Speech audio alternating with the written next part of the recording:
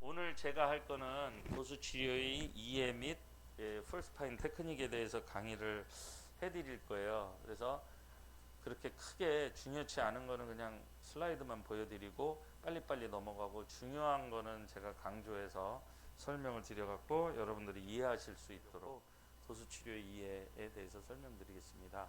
저희 대한도수의학회에서 도수치료의 정의를 이렇게 해놨어요. 신체의 기능장애가 있는 근골격계 및 신경계 질환과 각종 통증 질환 등을 대상으로 해부학적인 및 척추운동 역학적인 병변에 대한 지식을 가진 의사의 손을 이용을 해서, 그러니까 물리치료사가 아니라 의사가 직접 도수치료를 해야 된다라는 개념이에요. 통증이 없는 최대한의 ROM 가동 범위와 자세의 균형을 확보하여 신체 기능 향상을 유도하는 치료법이다. 이렇게 저희가 이제 도수의학회에서 정의를 해놨고, 근데 도수치료에 대해서 정의를 내려줘라라고 제가 유권 해석을 보냈어요. 의학적 해부학적 전문 지식을 바탕으로 근골격 계통의 통증 및 기능 저하를 치료하는 의료 행위다. 그 다음에 주저리 딱 하고 반드시 의사가 해야 하는 도수치료 행위. 여기 보시면 카이로프락틱, 그 다음에 고속 저강도 기법, 하이 벨로시티 로우 앰플리튜드 다 해당이 되는 거예요. 뭐 하나 교정한다 꺾잖아. 그러면 뭐예요? 하이 스피드 로우 앰플리튜드. 이게 안 들어가면 치료가 안 되는 건데. 그 다음에 카이로프락틱의 원래 카이로프락틱의 정의는 환자의 이상 부위를 주사나 약을 사용하지 않고 의사가 직접 손으로 치료를 행하여 질병을 치료하고 예방하는 방법이다. 이렇게 세 가지의 정의는 여러분들이 머릿속에 이렇게 두셔야 되고, 그 다음에 이제 도수 치료를 하게 되면 계속 실습을 하거나 앞으로 진행을 하면서 나오는 말인데, 도수 치료의 원리가 요 6가지예요. 여러분들 이건 꼭 알아두셔야 돼요. 셋업, 자세가 무지 중요합니다. 요거 나중에 드릴 거니까 걱정하지 마시고, 그 안에는 다 있어요. 순서는 뒤죽박죽이지만 제가 다시 정리를 한 거예요. 왜냐면 저는 항상 강의할 때 똑같이 안 해요. 이 책 내용을 저 나름대로 다시 재구성해서 선생님들한테 이렇게 이해시키기 쉽게 만드느라고 한 거니까 너무 걱정하지 마시고, 그다음 스킨풀, 자, 손 하나 여기다 올려놔 보세요.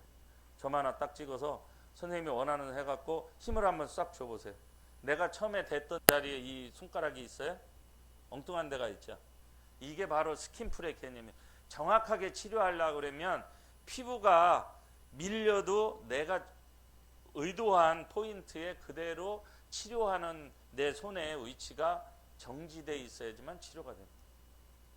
무슨 얘기인지 이해하시죠? 그래서 그게 스킨풀이고, 그 다음에 하이스피드. 자, 제가 우리 이 선생님을 진짜 죽이고 싶어. 그러면 제가 이렇게 갖고 죽겠어요? 권총으로 쏴야지. 그건 뭐예요? 스피드. 스피드가 없으면 치료가 안 됩니다. 그래서 선생님들하고 저하고 교정치료 왜 네가 하는 데는 되는데 왜 내가 하면 안 되냐라고 이제 의문을 갖는데, 그게 뭐냐면 스피드 차이예요. 그리고 이 스킨풀을 제대로 못했고, 그 다음에 앰플리튜드가 작아야 돼. 여러분들 어렸을 때 구슬치기 해보셨죠?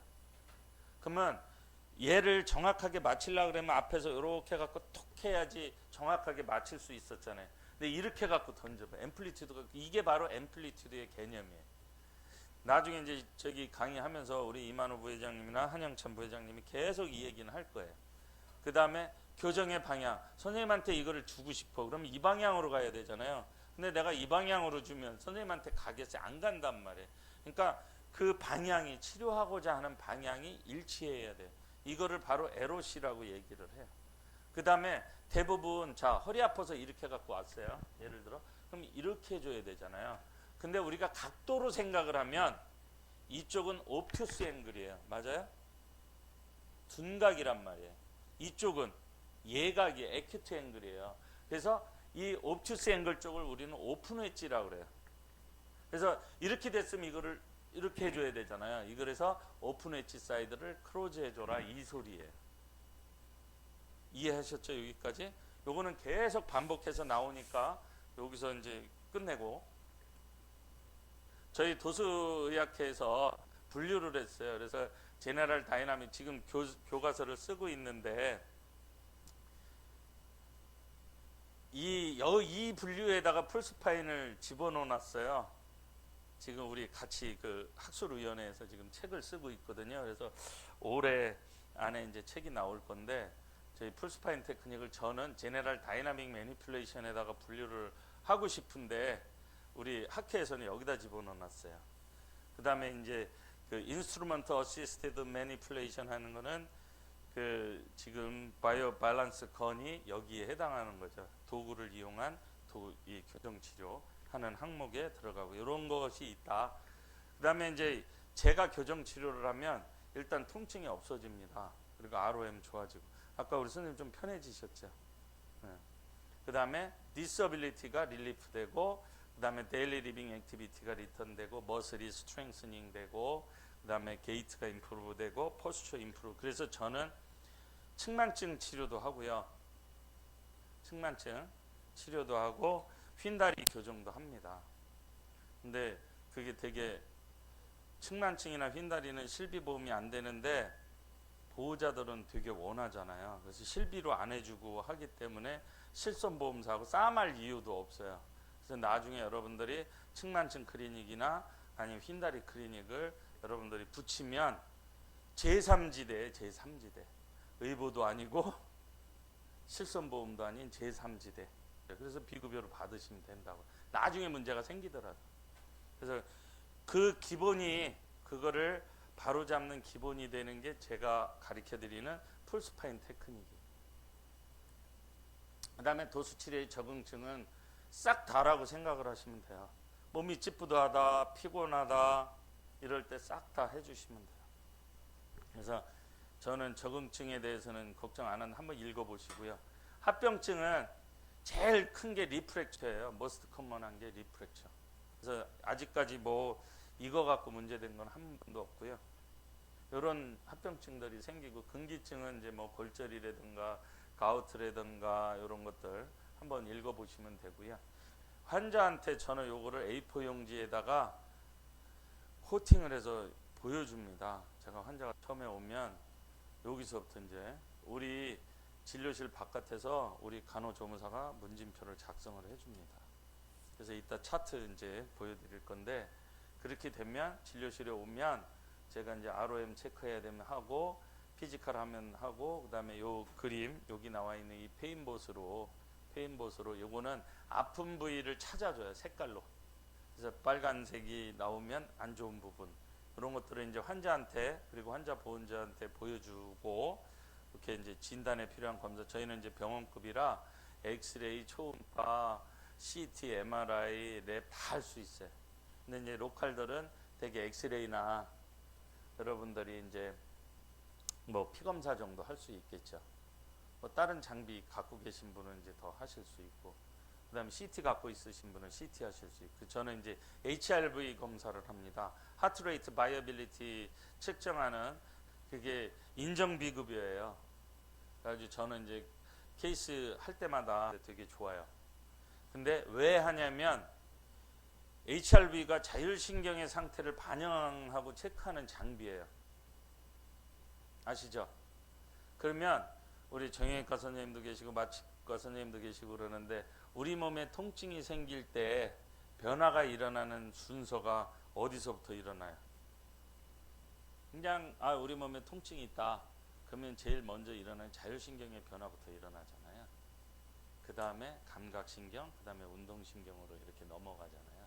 그래서 객관적인 검사를 원할 때는 이제 저는 HRV로다가 루틴으로 합니다. 환자 오면, 처진 환자 오면 검사 다 해놓고. 그래서 그렇게 하고 그 다음에 이제 그런 검사를 하면 진료실에 이제 다 환자가 오면 저는 이제 검사한 거 갖고 이제 설명을 합니다.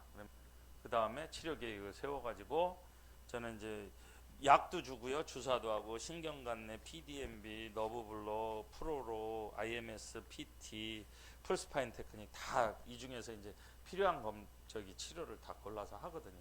그래서 환자들한테 당신 통증을 치료하는데 나는 모달리티가 이만큼 있습니다. 이 중에서 당신의 상태에 맞는 걸 골라서 이런 치료를 할 겁니다라고 설명을 하면 환자들이 이해를 잘하고 말로 한 데보다 이거를 보여주면서 나는 이런 거에서 당신 상태가 이래서 당신 도움이 되는 건 이런 치료입니다라고 딱 얘기하면 나 싫어요 하는 사람 하나도 없어요. 체계적으로 이런 것들을 보여주면서 쫙 그래서 저는 이제 초진 차트를 그 EMR을 쓰면서도 초진 차트는 제가 이거를 만들어 여기다가 나만 알게. 그래서 환자가 오면 이렇게 표시하고 그다음에 뭐 아목사실림 부작용이 있으면 이렇고 그래서 여기다가 막 하고 치료 계획은 어떻고 이렇게 막 써놔요. 여러분들이 잘 알 수 있도록 그런 식으로 저처럼 정리를 해서 하나씩 보관하는 거는 30 파일 있잖아요. 거기다가 쫙쫙쫙쫙 해봐야 1년 해봐야 몇 장 안 되잖아요. 차트에 떠덕떠덕 붙이면서 경과 기록지를 붙여야 많아지는 거지. 그래서 제가 15년 정도 썼는데 제 책꽂이 있잖아요. 밑둥하고 두 번째 칸밖에 차트가 없어요. 저는 진료실에 다 보관을 해놓거든요. 날짜별로. 나중에 이제 뭐 기회 되면 저희 병원 와서 보시면 도움이 되실 거고, 요거는 이제 도수치료시 작성해야 되는 동의서예요. 요거는 이제 저번에 뭐 이거 비급여에 대해서 다 신고하라고 했잖아요. 그 양식에 맞게 제가 만들어 놓으니까 이 금액은 여러분들이 쓰시면 되고, 그래서 제가 카톡에 강의 끝나면 카톡에다가 그 차트 양식하고 요 동의서 양식은 카톡에다가 넣어 드릴 거예요. 아셨죠? 거기서 여러분들 시스템에 맞게 다운받아 가지고 수정해서 쓰시면 되죠. 그렇게 쓰시면 되고, 그럼 도수 치료하면 뭐가 달라질까? 저희는 물리치료사가 5명이 있는데 저는 도수 치료 안 시킵니다. 제가 다 직접 하고, 대신 뭐로 하냐면 기계를 이용을 해요. 스파인 테크닉 치료하는데 1분 30초면 끝나는데, 여하튼 교정 치료하면은 이렇게 월 이렇게 법니다. 1년에 1억 4천 정도. 그 다음에 이제 저는 증식 주사 1억 2천 이렇게 버는데, 지금 이거는 옛날 자료고요. 지금은 더 벌죠. 옛날 자료. 그 다음에 이거는 제가 여의도 성모병원의 보안의학센터에서 이 VIP들만 이제 도수치료하는, 제가 개업해 있으면서 거기 진료를 나갔었어요. 일주일에 2번, 화요일, 금요일. 그래서 나가서 했을 때 이게 수입이, 그래서 3차 병원에서도 이게 통한다. 도수치료, 증식주사가 통한다라는 거를 증명을 해냈고요. 그래서 이제 여러분들한테 필요한 거는 뭐 가능하면 페인봇하고, 이 테이블이 제가 제일 좋아하는 미국에서 갖고 와갖고 2대를 사갖고 들어왔어요. 95년도에. 그래가지고 하나는 제가 지금도 쓰고 있고, AS가 안 생겨요. 기름만 쳐주면 돼. 저 테이블은 각도가 이렇게 자유자재로 각도도 이렇게 할 수 있고 그렇습니다. 그 다음에 여기에 이제 바이오 밸런스 건으로, 여러분들 여선생님들은 사실 이제 이 사이드 포셔나 이런 거 하면서 도수 치료하기가 쉽지 않잖아요. 그러니까 건으로다가 손쉽게 환자를 치료할 수 있도록, 그리고 세팅을 다 해놔, 세팅 값을 다 만들어 놨어요. 그러니까 목 치료할 때 여자일 경우, 남자일 경우, 경우의 수의 파워, 그 다음에 프리퀀시 이런 것까지 다 싹 제가 정리를 해놨고요. 그 다음에 이제 여러분들이 도수치료를 함께 되면 의사가 직접 할 경우를 얘기를 하는 거예요. 도수치료 의사가 있는 방이 아니라, 이게 이제 A타입, B타입, C타입인데 저는 이런 C타입이에요. 그래서 제 방은 거의 요거 3분의 2 정도 크기 되고요. 그래서 이 주사 놓는 배드 2개, 그 다음에 HRV하고 저는 체열 진단을 하는데 인력이 적게 드는 거야. 제 방에 간호사 2명 있다 그랬잖아요. 2명이 HRV 검사도 하고 서모그래피도 하고, 그 다음에 페인봇으로다가 잔여통 치료도 하고, 제 주사 놓을 때 막 서포트도 하고. 그래서 저는 C타입을 선호합니다. C타입 정도 되면 아마 그 큰 검사 없이도 외래에서 최소한 7, 8천만 원은 도수치료하고 증식하고 하면은 월 7, 8천만 원 정도. 직원은 영상의학과 직원 하나, 간호사 둘, 접수 한둘, 요 정도. 그러니까 직원 한 5, 6명으로다가 7, 8천만 원 정도는 벌 수 있는 규모. 그러면 경비 제하고 최소한 3, 4천만 원 이상은 자기가 가져갈 수 있잖아요. 그 다음에 이제 의료 행위에 대한 얘기예요. 의료 행위는 누가 해야 돼요? 물리치료사? 물리치료사 의료인인가요?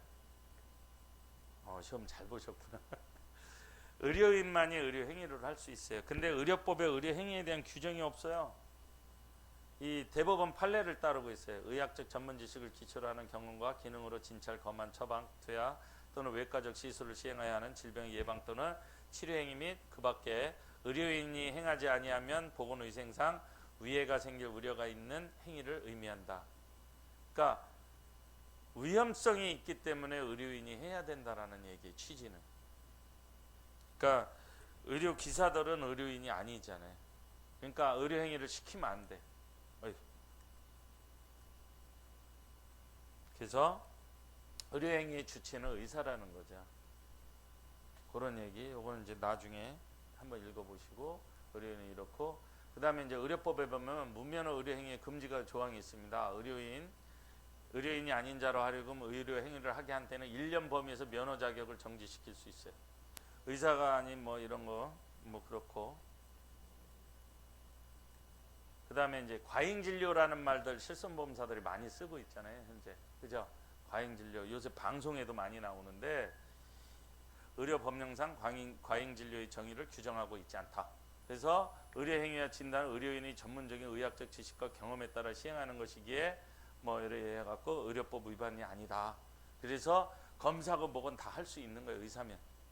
그래서 과잉진료라는 말을 쓰면 안 되고, 그 다음에 심평원 답변은 과잉진료 여부는 심사하지 않는다. 그래서 이 자기네는 요양급여 심사 과정에서만 관여한다라는 답을 보내왔어요 제대로. 그래서 비급여 대상은 제외된다라고 이런 적정 진료에 대해서 이런 답을 제가 받아냈고요.